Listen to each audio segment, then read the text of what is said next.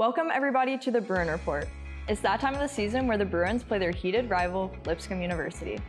I'm here at the Crockett Center with Lipscomb's assistant sports editor, Brandon Bigsby. Glad to be here, Bree. We're here to break down both men's and women's basketball teams. So Brandon, let's start with the women's team. The Bison's women's team has gotten off to a hot start, going 5-2 over the first month of the season. They've been particularly good on the road so far this season, having a 4-1 record in games away from Allen Arena.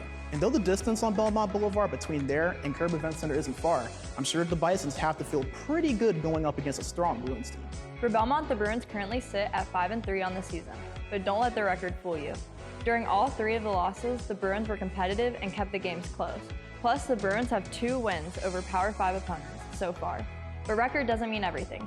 Brandon, can you break down the Bison's play style? If there's any word you could use to describe this team, Bree, it would have to be balanced.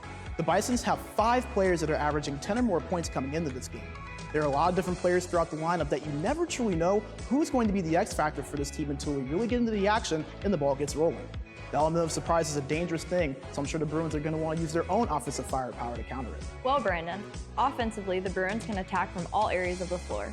If 3-pointers are being made, the Bruins can run up the score easily and keep the game out of reach.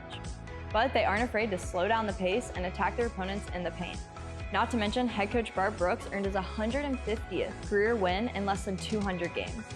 Either way, Coach Brooks knows how to attack defenses and put points up on that scoreboard. Good luck stopping it. Oh, I'm sure you won't have a problem with that, Bree. How has the Bison's men team been doing this season so far?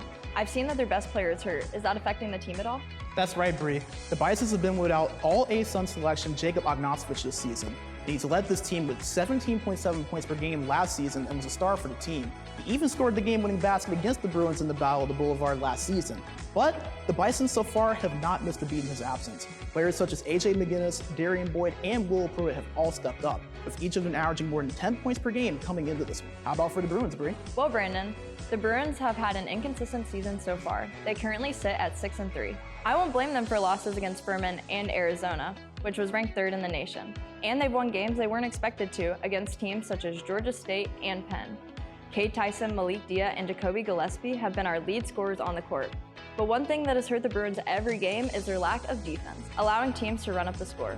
Do the Bisons have enough offensive firepower to expose Belmont? It won't be easy, Bree, but I definitely think the potential is there. Lipscomb has scored 80 or more points in 6 of their 9 games this season as of Friday. Their offense thrives on constant movement around the perimeter, and the Bisons rank in the top 25 nationally in 3-pointers made per game with 10. If the Bruins can't find a way to slow them down, it could lead to a long night on defense. Where do you feel like Belmont can attack the Bisons offensively, Bree? Speed. That's the one thing that the Bruins love to do on offense. They'll run up and down the court, trying to tire their opponents. The Bruins can also score from all over the court, stretching the opposing defense with 3-pointers or attacking the paint with ferocity.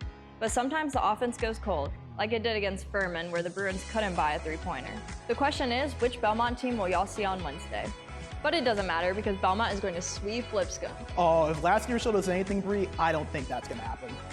Well, for VNN, I'm Bree Fabby. And for Herd Media, I'm Brandon Bigsby. Let the battle commence.